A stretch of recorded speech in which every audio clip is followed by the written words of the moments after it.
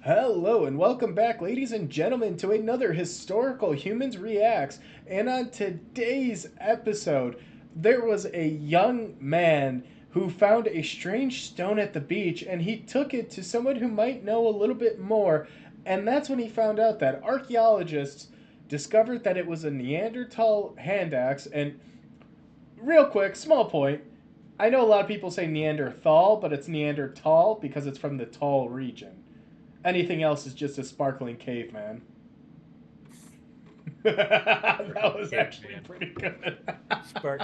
I, what would that even look like? Like a Like that vampire. that none of us are artistic enough to draw that fan art. It's gonna fall in the community, which is not gonna look favorably on this segment.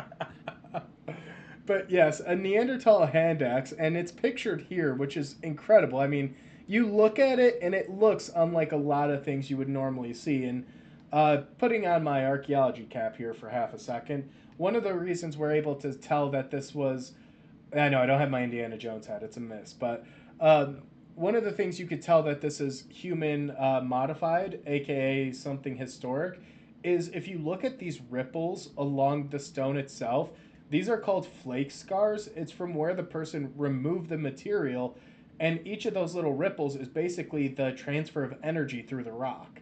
So they jab at the sides and pop these little flakes off, and it leaves a serrated edge that allows you to basically use it for a knife for cutting purposes.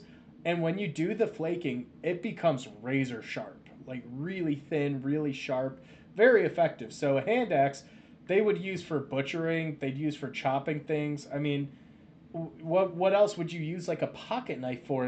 This is effectively their version in a lot of ways. Yep. Yep. Wage war on the modern humans. Hey dog, Fight the let me mammoth. see your Handaxe. No, make love, not war. Yeah.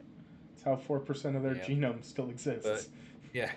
But yeah, this the story today with this hand axe is a 9-year-old boy apparently found it while walking on the beach in West Sussex.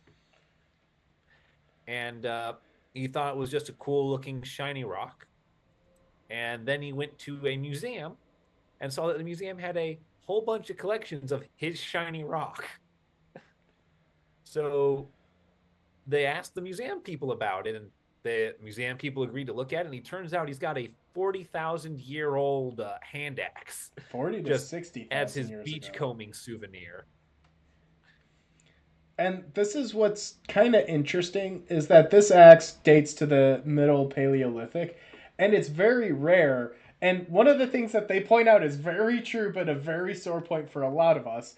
So rare, most qualified archaeologists would never find one themselves.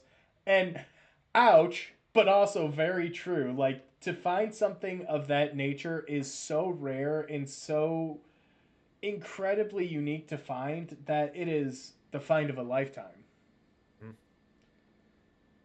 And yep. the kid just looked at the shiny flint rock and said, "Oh, that looks cool. That looks neat," and took it. And that he was always losing it and finding it within his own bedroom. Yep. And the mom doing what anything she could do, she emailed the Worthing Museum and said, "Hey, my son has this rock. Whatever." Yep. And I love the curator James Sainsbury's response. "Oh, here's another pebble." But then as soon as he Yeah. Yeah. saw the photo, he's like, "Oh, very interesting Yeah. pebble." Yeah. And to be fair, to him, like they sent him an email titled "Beach Find," and that is just that's such a very common thing for an archaeologist and a Oh my curator like god. this to receive. It's just hundreds and hundreds of similarly labeled emails with pictures and requests and things like that that really amount to absolutely nothing but spam. Oh my god. And And so like that's his initial reaction is justified, even though it is very funny.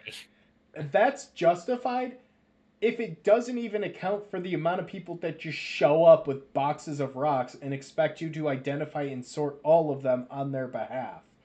Like I very much admire people that have the hobby and like to collect and X, Y, and Z, go out and find things, but the amount of pretty cool rocks I've seen is astonishing. I've had people walk in with entire collections, and the one example I could think of is one guy's collection. He had two meteorites and a piece of petrified wood, which admittedly I thought was kind of cool, but none of it was historic in a human sense, in a historical sense. Um, and admittedly, one of the other things too that's important to note is like, unless you know how to identify these or you have experience identifying them, it can be kind of difficult. And Cullum and I here, a bit of personal experience. We were on an excavation together, and I was excavating a unit where Cullum was working, sifting this dirt for us on our behalf, and he noticed something a little bit different, and you can go ahead and explain that part. Yeah. No, that's okay. We've all had our finds here, but yeah, basically, basically, there we found similar objects to this. I don't believe the things we found were nearly as old, and the ones we've come across certainly haven't been nearly as nice. No, we didn't deal with Neanderthal. We dealt with stuff that was about 3 to 5 thousand years old, which is still middle archaic, early archaic. But it was one of those things of he brought up this hand axe to me and asked if it had been said it looks modified. What is this? Said, well, that's a hand axe. And we went through a pile of other similarly sized pebbles and other things that other people had chucked away and found two other hand axes and a couple of scraper tools, which is Yeah, extremely rare to find. and and by pebbles we mean somewhere between the size of your thumb and the palm of your hand.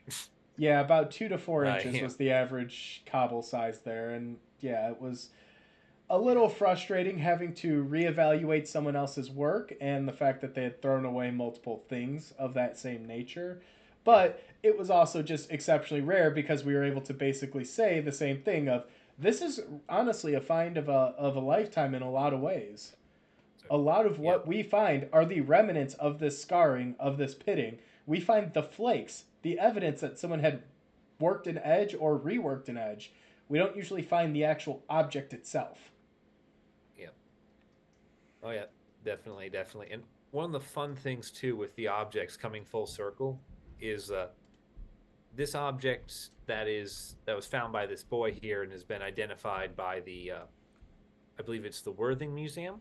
Yeah. Yeah, the Worthing Museum. They're not sure how or why it ended up on the beach, and they have a couple of theories to it. And there's three theories. Number one, it was simply left. That's simply where it was left by the person who had it last. The second theory is that construction for beach preservation, some environmental initiative, churned it up. And my third and favorite is the fact that the English and basically everyone else have no idea what ancient England looked like. So it's entirely possible and generally believed that Sussex was inland. It probably was. I mean, we do have record that the English Channel was a land bridge at one point, so it's not out of Yeah. the realm of possibility that it was previously subterranean and had been churned up. Otherwise, my personal thought on it is it also just as likely could have eroded out of the cliffside. I mean, it's West Sussex, so that edge of England is constantly eroding away. So it very much could have been embedded on a cliffside somewhere, eroded out, and just floated to the beach. Yep. So it could be any number of things, but kind of an interesting little find and something you don't always hear about, but one of the coolest stories to come out. And I hope this little dude ends up becoming an archaeologist because what a cool story, what an interesting one. This is fun. Yeah. That bastard beat my dream before I had it. Anyways, thank you guys for watching. If you liked, let us know down below, and we'll see you in the next one. Bye.